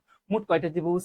4টা ত্রিভুজ। এই জন্য দেখেন, n এর থেকে অলওয়েজ কেন 2 বাদ হয়, 6 এর থেকে কেন আমি 2 বাদ দিলাম। তার মানে আমার এত কিছু দরকার নাই, আমরা যদি এইভাবে কাউন্ট করতে পারি যে এখানে কয়টা ত্রিভুজ হয়েছে? 4টা ত্রিভুজ। এবার আপনি বলেন প্রত্যেকটা ত্রিভুজের অন্তস্থ কোণের সমষ্টি কত আমরা জানি? 180 ডিগ্রি। এটা মুখস্থ করার দরকার আছে না। তাহলে আমি কি করতে পারি? তাহলে আমরা এইখানে যেটা পেয়েছি, 4টা ত্রিভুজ পেয়েছি, প্রত্যেকটা ত্রিভুজের অন্তস্থ কোণের সমষ্টি আমরা জানি 180 ডিগ্রি। এখন এইটা বের হয়েছে যেটা, সেটা হচ্ছে আপনার একদম 6টি কোণের সমষ্টি বের হয়ে আসবে। এখন একে যদি আপনি 6 দিয়ে ভাগ দেন, তাহলে প্রতিটি অন্তস্থ কোণের মান বের হয়ে আসবে। প্রতিটি অন্তস্থ কোণের মান 6 দিয়া, কারণ এটা এতটুকু যেটা ছিল 6টা কোণের সমষ্টি, তাহলে 6 দিয়ে ভাগ দিবেন, যেহেতু প্রত্যেকটা বাহু পরস্পর সমান, তাহলে বিপরীত কোণগুলো পরস্পর সমান। তাহলে 6 দিয়ে যদি এখানে কাটেন, তাহলে আমাদের 3-6 কত? 18, তার মানে 30, আর 3-4 কত? 12, 120 ডিগ্রি। দেখেন একই মান আসছে কিনা। সূত্র ওইটা, মানে গল্প একটাই, কিন্তু এইভাবে আপনি দ্রুত মনে রাখতে পারবেন, আর কিছু না। তাহলে আমাদের কত ডিগ্রি হবে? 120 ডিগ্রি। আসলে আমরা পরে যাই। আমাদের টার্গেট ছিল প্রতিদিন 30টা করে ম্যাথ করাবো, তাহলে টানা 10 দিন যদি আমরা ক্লাস নিতে পারি, অলরেডি 3 দিন আজকে নিয়ে চলে গেছে, তাহলে আমাদের 300 ম্যাথ কিন্তু সলভ হয়ে যাবে। এবং মাস্ট বি আপনি ধরে রাখেন, ওই 300 ম্যাথ থেকে মিনিমাম 15টা কোশ্চেন আপনি পাবেনই। যদিও হুবহু পাওয়ার সম্ভাবনা বেশি, যদিও না পান, তাও কনসেপ্ট ক্লিয়ার পাবেন, জাস্ট কি ফিগারটা চেঞ্জ হবে, এতটুকুই। এবার আসেন আমরা পরে দেখি কি বলছে। একটি সুষম বহুভুজের অন্তস্থ কোণ 162 ডিগ্রি হলে বহুভুজটির বাহুর সংখ্যা কত? তার মানে কি, 360 ডিগ্রিকে আমরা ভাগ দিব কি ধারা? এখানে কি আছে? অন্তস্থ কোণ, কিন্তু আমরা ভাগ দিব কি? বহিস্থ কোণ। তাহলে বহিস্থ কোণ কিভাবে পাবো? 180 থেকে আমরা 162 বাদ দিব, তাহলে যেটা পাবো সেটাই হচ্ছে বাহুর সংখ্যা। কিছুক্ষণ আগেও আমরা সেই বিষয়টা নিয়ে আলোচনা করেছিলাম। তার মানে এইখানে আমরা যদি ক্যালকুলেশন করি তাহলে আমাদের এখানে হয়ে যাচ্ছে, খেয়াল করে দেখেন 180 থেকে আমরা যদি 162 বিয়োগ করি তাহলে আমাদের এখানে কত আসতেছে, 6 আর 1 কত, 7, 18। এই 18 দিয়ে যদি আপনি ভাগ দেন, 18 দুগুণে 36, তার মানে কত আসতেছে বাহুর সংখ্যা? বাহুর সংখ্যা আসতেছে হচ্ছে আপনার 20টি বাহুর সংখ্যা আসতেছে। কয়টা? 20টি বাহুর সংখ্যা আসতেছে। তার মানে 20 হচ্ছে এখানে আনসার। তো খুব সহজেই কিন্তু বের করা যায় যদি আপনি এইভাবে মনে রাখতে পারেন। আসেন আমরা পরে যাই। কি বলছে দেখেন, একটি সুষম বহুভুজের বহিস্থ কোণগুলির সমষ্টি কত? ভাই দেখেন, একটি সুষম বহুভুজের বহিস্থ কোণের সমষ্টি কত আমাদের কাছে সেটা জানতে চাইছে। আপনি শুধু এটা মনে রাখেন, যে কোনো বহুভুজের বহিস্থ কোণের সমষ্টি 360 ডিগ্রি। 360 ডিগ্রি কেন, কি কারণে একটু খেয়াল করে দেখেন। এই হচ্ছে একটা বৃত্ত। এখন এই বৃত্তের ভিতর আপনি যে যে কোনো বহুভুজ আঁকতে পারবেন। ধরেন এই একটা ত্রিভুজ আঁকতে পারলেন, আপনি বাহুর সংখ্যা বাড়ায়া দেন, ঠিক আছে, বাড়ায়া দেন, হচ্ছে সবই কিন্তু বৃত্তের ভিতরে হচ্ছে। বহিস্থ কোণগুলো কি হবে? 360 ডিগ্রি হবে। আবার যদি আরো বাহুর সংখ্যা বাড়ায়া দেন, যতই বাহুর সংখ্যা বাড়ান না কেন, একটা পর্যায়ে গিয়া সেটা বাড়াইতে বাড়াইতে কি হয়ে যাবে? একটা বৃত্তে রূপান্তর হয়ে যাবে। আর বৃত্ত কত ডিগ্রি? 360 ডিগ্রি। তার মানে বহুভুজ, যে কোনো বহুভুজ যদি আমরা বলি তাহলে তার বহিস্থ কোণের সমষ্টি কত বলবেন? 360 ডিগ্রি। সেটা ত্রিভুজ হোক আর আপনার চতুর্ভুজ হোক। একটা জিনিস মাথায় রাখবেন, ত্রিভুজের বাহুগুলোকে যদি একদিকে বর্ধিত করা হয়, কারণ এটাকে এদিকে বর্ধিত করা হলো, এটাও কিন্তু পরীক্ষায় আসতে পারে এবং আসেও বটে। ত্রিভুজের বাহুগুলোকে যদি একদিকে বর্ধিত করা হয়, ধরেন এটাকে এবং এটাকে, তাহলে উৎপন্ন বহিস্থ কোণগুলোর সমষ্টি কত ডিগ্রি? 360 ডিগ্রি। আর ওই বাহুগুলোকে যদি উভয় দিকে বর্ধিত করা হয়, এইদিকেও বাড়াইলেন আবার এদিকেও বাড়াইলেন, ঠিক আছে, আবার আবার আপনি কি করলেন, এদিকেও বাড়াইলেন আবার এদিকেও বাড়াইলেন, হ্যাঁ ঠিক আছে, এইভাবে বাড়াইলেন, উভয় দিকে বাড়াইলেন প্রত্যেকটা বাহুকে, তাহলে উৎপন্ন বহিস্থ কোণগুলো যেগুলো আছে তার সমষ্টি কত হবে? ভাই ওই একদিকে বাড়াইলে যা হয় তার দ্বিগুণ করে দিলে 36 দুগুণে 72, দ্যাট মিনস 720 ডিগ্রি হবে। এই জিনিসগুলো একদম বেসিক, এইগুলো মাথায় রাখবেন। আসলে আমরা পরে দেখি কি বলছে। একটি সুষম পেন্টাগন, পেন্টাগন মানে হলো যার বাহুর সংখ্যা 5টি। একটি সুষম পেন্টাগনের অন্তস্থ কোণগুলোর সমষ্টিগত, পেন্টাগনের অন্তস্থ কোণগুলোর সমষ্টি কিভাবে বের করবেন? 5 - 2 ইন্টু 180 ডিগ্রি। আপনারা সবাই জানেন যে কেন 2 বিয়োগ করতে হয়। তার মানে 3 × 18 কত? 54, 540 ডিগ্রি। একদম ইজি ওয়েতে আপনার ক্যালকুলেশন হয়ে গেল। ঠিক আছে, সূত্র আর মনে রাখার দরকার নাই। তাও যদি না বুঝেন, খেয়াল করে দেখেন, এটাই হচ্ছে আপনার একটা কি পেন্টাগন যদি আমরা বলি, ঠিক আছে, তার অন্তস্থ কোণগুলোর সমষ্টি বের করতে বলা হয়েছে। তার মানে এরকম কয়টা ত্রিভুজ হবে এখানে? 1, 2, 3, তিনটা ত্রিভুজ হবে। তার মানে 3 ইন্টু প্রত্যেকটা ত্রিভুজের সমষ্টি, 3 কোণের সমষ্টি কত? 180। তার মানে 3 × 18 কত? 54। আপনার মুখস্থ করার দরকার নেই, ঠিক আছে, সূত্র মুখস্থ করার দরকার নেই। আসলে আমরা পরে দেখি কি বলছে। একটি সুষম বহুভুজের একটি অন্তঃকোণের পরিমাপ 135 ডিগ্রি হলে বাহুর সংখ্যা কত? বাহুর সংখ্যা কত? একই কথা, আমরা কি বলছি? 360 ডিগ্রি। 360 ডিগ্রিকে বহিস্থ কোণ, বহিস্থ কোণ সমান কি? বাহুর সংখ্যা, তাই না? তাহলে তারা বহিস্থ কোণ বলে নাই, কি বলছে? অন্তস্থ কোণ। তো আপনাদের শিখাইছি যে বহিস্থ কোণ কিভাবে বের করতে হয়। 180 ডিগ্রি থেকে অন্তস্থ কোণটা কি করে দিবেন? অন্তস্থ কোণটা বাদ দিয়ে দিবেন। এখানে কত? 135 ডিগ্রি বাদ দিয়ে দেন, তাহলেই তো বহিস্থ কোণ চলে আসছে।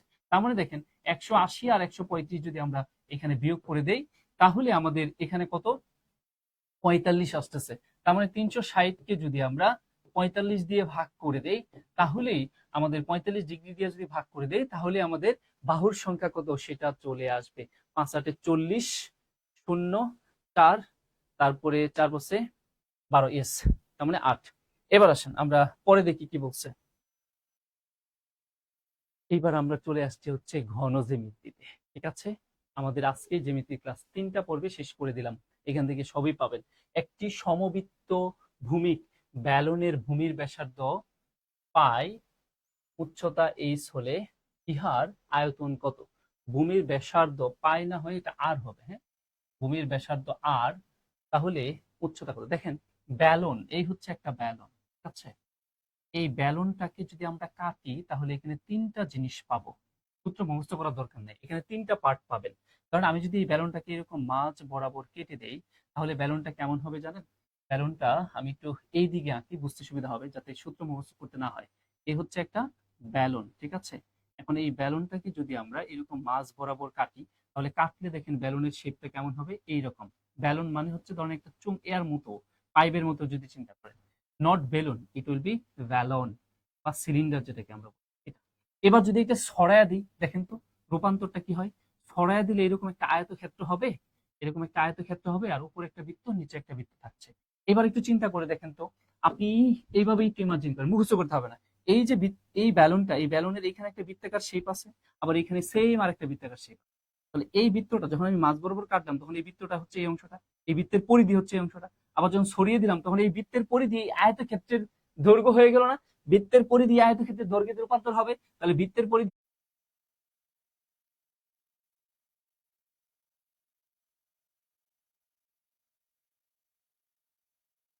ওকে। তাহলে আমাদের হয়তো একটু নেটের প্রবলেম ছিল। আচ্ছা, সবাই সবাই জানেন না, থাকেন। এবার দেখেন, আমরা এইখানে কয়টা, এই এই যে ঘনকটা আছে এটা কয়টা তল আছে? 6টা তল আছে। এবং প্রত্যেকটা তল এক একটা বর্গক্ষেত্র কিনা?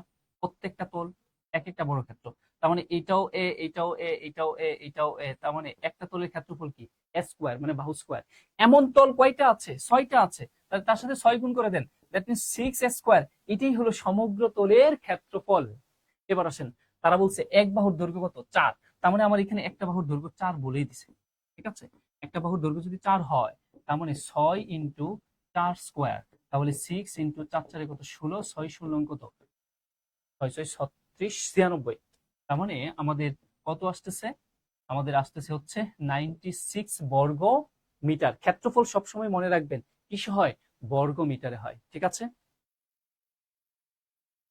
96, আমি কি লিখছি? 69 লিখছি কেন? 96, ঠিক আছে, ওকে। এবার আশা করি বুঝতে পারছেন, একদম মুখস্থ করার কিছু নেই। এবার আসেন আমরা পরে দেখি কি বলছে। 4 একক ধার বিশিষ্ট একটি ঘনকের দুইটি কর্ণের সমষ্টি কত? দেখেন, আলাদা আলাদা করে যদি আপনি সূত্রগুলো মনে রাখতে পারেন, মানে এই হচ্ছে একটা ঘনক, এই ঘনকের কর্ণের সূত্রটা কি? আসলে বর্গের কর্ণের সূত্রের সাথে ইন্টারলিঙ্ক করলে ঘনকের কর্ণের সূত্রটা পাওয়া যায়। আমি আর এখানে পুরো ডিটেইলস বিশ্লেষণ করতে যাচ্ছি না। এই হচ্ছে কর্ণ, আর এই ঘনকের কর্ণের সূত্র হলো √3a। এ মান হলো বাহুর সংখ্যা। তাহলে এখানে বাহুর সংখ্যা তো আমার দেওয়াই আছে। কত দেওয়া আছে? 4 দেওয়া আছে, তাই না? 4 দেওয়া আছে। তার মানে একটা কর্ণের দৈর্ঘ্য যদি এটা হয়, তাহলে দুইটা কর্ণের দৈর্ঘ্য মানে কি? 2 দিয়ে গুণ করে দিলেই হয়। তার মানে √3 ইন্টু বাহুর দৈর্ঘ্য 4, আর তার সাথে 2 গুণ করে দিলে 4 দুগুণে 8, তার মানে 8√3। এই হচ্ছে দুইটি কর্ণের দৈর্ঘ্যের সূত্র, দুইটি কর্ণের দৈর্ঘ্য বের করা ওয়েটা আর কি। তার মানে মোট দুইটি কর্ণের দৈর্ঘ্য হচ্ছে এত। আশা করি বুঝতে পেরেছেন। নেক্সট আসি, দেখি কি বলছে। একটি ঘনকের আয়তন 216 ঘন সেন্টিমিটার হলে উহাতে সবচেয়ে সবচেয়ে কত বড় গোলক বসানো যাবে? আগে বুঝতে হবে গোলকটা কি। গোলক হচ্ছে এইরকম, এই একটা গোলকের 4টা বৃত্তাকার শেপ পাওয়া যায়। একটা ফুটবলকে ঝুলিয়ে রাখলে এই পাশে একটা বৃত্তাকার শেপ, ওই পাশে একটা বৃত্তাকার শেপ, ডান পাশে একটা বৃত্তাকার শেপ, বাম পাশে একটা বৃত্তাকার শেপ। তাহলে সবগুলো বৃত্তাকার শেপ, এখানে দুইটা বৃত্ত আছে, ঠিক আছে। এখন এইভাবে একটা আরেকটা বৃত্ত পাবেন, ঠিক আছে। এইখান দিয়ে আরেকটা বৃত্ত পাবেন, দ্যাট ইজ কল্ড স্ফিয়ার বা গোলক। তাহলে এখানে 4টা বৃত্তের ক্ষেত্রফল, প্রত্যেকটা বৃত্তের ক্ষেত্রফল যদি পাই আর স্কয়ার হয়, তাহলে 4টা বৃত্তের ক্ষেত্রফল কি হবে? 4πr square. এটা হলো গোলকের সমগ্র পৃষ্ঠের ক্ষেত্রফল। আর যদি আয়তনের কথা বলে, আয়তন হবে 4/3πr কিউব। এটা হচ্ছে আয়তন। এবার আসেন, আমাদের কি বলছে? একটা ঘনক, এই হচ্ছে একটা ঘনক, কেমন? এই ঘনকের তারা কি বলে দিছে একটু খেয়াল করে দেখেন। এই ঘনকের আয়তন বলে দিচ্ছে। তো ঘনকের আয়তন আমরা কি জানি? আয়তন মানে হলো দৈর্ঘ্য ইন্টু প্রস্থ ইন্টু উচ্চতা। মানে যে কোনো শেপের ক্ষেত্রফল বের করতে পারলে তার সাথে উচ্চতা গুণ করে দিলে আয়তন চলে আসে। তার মানে এইখানে এই ঘনকের তলের ক্ষেত্রফলটা কি? একটা তলের ক্ষেত্রফল কি? স্কোয়ার না, মানে বাহু স্কোয়ার। এর সাথে উচ্চতা গুণ করলে কি পাবেন? আয়তন। তার মানে এ কিউব আয়তন। তাহলে এই ঘনকের আয়তনটা হবে কি? এ কিউব। ঠিক আছে, এ ইন্টু এ, দৈর্ঘ্য ইন্টু প্রস্থ ইন্টু উচ্চতা, এ কিউব হচ্ছে আয়তন। আর সেই এ কিউব মানে ওই আয়তন ভ্যালু দেওয়া আছে কত? 216। 216কে যদি আমি ঘন করি, ঘনমূল করলে আমরা পাবো কত? 6। এবার আসেন, তারা বলছে এইখানে সবচেয়ে বড় কতটুকু একটা ঘনক কি রাখতে পারবেন? গোলক। সবচেয়ে বড় গোলক মানে হচ্ছে এইটা, মানে ওই ঘনকের বাহুগুলোকে স্পর্শ করে যেতে হবে। এখন খেয়াল করে দেখেন, এটা আমরা অনেকবার পড়াইছি, আমি একটু আলাদা করে বলে নেই। কারণ এই যে একটা বর্গ, এই বর্গের ভিতর যদি আপনি একটি বৃত্ত অঙ্কন করেন, খেয়াল করে দেখেন, এই একটা বৃত্ত অঙ্কন করলেন, তাহলে এই বৃত্ত এবং এই বর্গের মধ্যে একটা পরস্পর মিল আছে। সেটা কি? বর্গের এক বাহু এবং বৃত্তের ব্যাস পরস্পর সমান। তার মানে বর্গের এক বাহু আর বৃত্তের ব্যাস হচ্ছে 2r, সমান কি হবে? বর্গের এক বাহু। এটা কিন্তু মাথায় রাখতে হবে। তাহলে এখানে খেয়াল করে দেখেন, আমরা এই যে গণকটা আছে, এই যে স্ফিয়ার গোলকটা আছে, তার আয়তন আর এর আয়তন সেম হইতে হবে। তাহলে তার আয়তনের সূত্র, এখানে রেডিয়াসের মান হচ্ছে কি আর। তার মানে এখান থেকে আমার এই গোলকের আয়তন বের করতে গেলে আমার এই যে দেখতে পাচ্ছেন বর্গের একটা তল যদি বলি, ওই ঘনকের একটা বড় ক্ষেত্র, তার মধ্যে একটা বৃত্ত, তাহলে ওই ঘনকের এক বাহু আর এই বৃত্তের ব্যাস পরস্পর কি হবে, সমান হবে। তার মানে ওই ঘনকটার ব্যাস পরস্পর সমান হবে। তাহলে আমরা বলতে পারি এই যে 2r এটা সমান এই ঘনকের এক বাহু, কত পাইছেন 6। তার মানে আপনি 6 বলতে পারেন। অতএব আর এর ভ্যালুটা কত, 3। এইবার এইখানে মান বসায় দেন, কারণ এইটার সবচেয়ে বড় গোলক ঢুকাইতে গেলে এর আয়তনের সমান হইতে হবে ওই গোলকটা, এই গোলকের আয়তন। তার মানে 4/3 ইন্টু পাই ইন্টু আর কিউব, মানে 3 কিউব। 3 কিউব মানে কি, 3টা 3 কে গুণ করে দেন, ঠিক আছে। এবার এই 3 কেটে দেন। তাহলে আমাদের এখানে কি আছে দেখেন, আমরা যদি সামনে ক্যালকুলেশন করি তাহলে যেটা পাচ্ছি সেটা হচ্ছে, আমরা 3 3 9, 4 নং কত 36, তার মানে 36, আর এখানে একটা পাই রয়ে গেল, তার মানে 36 পাই আছে। ইয়েস। একটু ভেঙে চড়ে বুঝে যদি পড়তে পারেন তাহলে মুখস্থ রাখার কোনো প্রয়োজন নেই, জাস্ট একটু রিয়েলাইজ করতে হবে যে এইভাবে ঘটতেছে। আসেন পরে দেখি কি আছে। একটি ঘরের দৈর্ঘ্য 8 মিটার, প্রস্থ 6 মিটার, উচ্চতা 3 মিটার হলে ঘরের 4 দেয়ালের ক্ষেত্রফল কত সেটা জানতে চাইছে। দেখেন এটা আরেকটা মজার ব্যাপার, আপনি যদি মুখস্থ না রাখতে চান একটু রিয়েলাইজ করে পড়েন। এই হচ্ছে ধরেন একটা আয়ত আকৃতির ঘর, ঠিক আছে। এই ঘরের 4টা দেয়ালের ক্ষেত্রফল বের করতে বলছে। তো 4টা দেয়ালের ক্ষেত্রফল একটা মজার সূত্র আছে, ওইটা দিয়ে বের করা যায় খুব সুন্দরভাবে। সেটা কেমন, ওই ঘরের একটা বেস বা ভূমি, এই তল, এই যে ভূমির যে তল, ভূমির তল কি একটা আয়তক্ষেত্র না? এই আয়তক্ষেত্রটার পরিসীমা যদি বের করতে পারেন, তার সাথে উচ্চতা গুণ করে দিলেই 4 দেয়ালের ক্ষেত্রফল বের হয়ে আসবে। কি বলছি, একটি আয়তকার ঘনবস্তুর পরিসীমা, তার নিচে যে একটা তল থাকবে, যে কোনো একটা তল, মানে বেস অথবা সিলিং যেটাই বলেন না কেন, তার তল যেটা আছে, এই তলের পরিসীমার সাথে যদি উচ্চতা গুণ করে দেন, 4 দেয়ালের ক্ষেত্রফল বের হয়ে আসবে। তার মানে এখানে দৈর্ঘ্য দেওয়া আছে, দৈর্ঘ্যটা কত, দৈর্ঘ্যটা হচ্ছে 8, প্রস্থটা কত 6, উচ্চতাটা কত 3। তাহলে 4 দেয়ালের ক্ষেত্রফল কি হবে, 4 দেয়ালের ক্ষেত্রফল হবে পরিসীমা, পরিসীমা মানে কি 2 ইন্টু দৈর্ঘ্য প্লাস প্রস্থ, 2 ইন্টু দৈর্ঘ্য প্লাস প্রস্থ ইন্টু উচ্চতা, উচ্চতা কত 3। এটাই হলো 4 দেয়ালের ক্ষেত্রফল। তাহলে আমি কি বলছি, 4 দেয়ালের ক্ষেত্রফলের সূত্র পরিসীমা ইন্টু উচ্চতা। ওই যে আয়তকার ঘনবস্তুটা থাকবে তার তল, ভূমিতে যে তল থাকবে তার পরিসীমা ইন্টু উচ্চতা।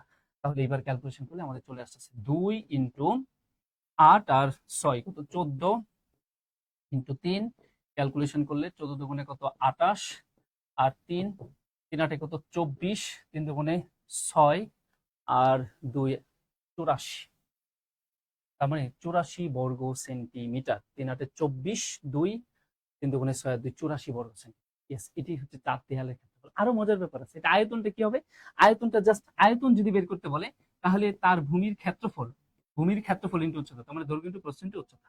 ওকে, আমরা দেখি আরো কিছু আছে কিনা। আরেকটা আছে, একটি ঘনকের প্রতিটি বাহুর ধার 5 সেন্টিমিটার হলে এর কর্ণ এর দৈর্ঘ্য কত। একটা ঘনকের প্রত্যেকটা বাহুর দৈর্ঘ্য 5, তাহলে কর্ণের দৈর্ঘ্য, কর্ণ আমরা কি জানি √3 ইন্টু এ, ঘনকের কর্ণ, তাহলে √3 ইন্টু 5, দ্যাট মিনস 5√3। ইয়েস। এবার দেখি আমরা লাস্ট, শেষ, আমরা আপনাদের সাথে বৃত্ত, বহুভুজ এবং আমাদের ঘনবস্তু, এই 4টা জায়গা আমাদের বাকি ছিল ত্রিভুজ, আমাদের জিওমেট্রির। আমরা এই জায়গাগুলো আপনাদের সাথে আলোচনা করে শেষ করলাম। নেক্সট টাইমে আমরা পাটিগণিত শুরু করব, ঠিক আছে। টানা কিছুদিন পাটিগণিত শেষ করে তারপরে বীজগণিত দিয়ে আমরা পুরো কমপ্লিট একটা প্যাকেজ 300 কোয়েশনে আমরা শেষ করে দিব। ওই কোয়েশনগুলো যদি আপনি দেখেন ভাই, তাহলে আপনি নিশ্চিন্তভাবে বুঝতে পারছেন কোয়েশনগুলো কতটা আপনার জন্য ইম্পর্টেন্ট এবং কনসেপচুয়াল কোয়েশন ছিল। সেগুলো দেখে গেলে আপনি পরীক্ষায়, যারা ম্যাথে একটু ভয় পাচ্ছেন, ওইখান থেকে 15 মার্ক 100% আপনি কমন পাবেন ইনশাল্লাহ। সবাইকে আমাদের এই ক্লাসটা দেখার জন্য আন্তরিক শুভেচ্ছা জানাচ্ছি। ইনশাল্লাহ পরবর্তীতে আপনাদের সাথে আবারও দেখা হবে। ততক্ষণ পর্যন্ত সবাই ভালো থাকবেন এবং আমাদের পেজটাকে একটু ফলো, শেয়ার, লাইক দিয়ে রাখবেন, যাতে করে আমরা সবাই মিলে এই সুন্দর ক্লাসগুলো করতে পারি। সবাই ভালো থাকবেন। আল্লাহ হাফেজ। আসসালামু আলাইকুম।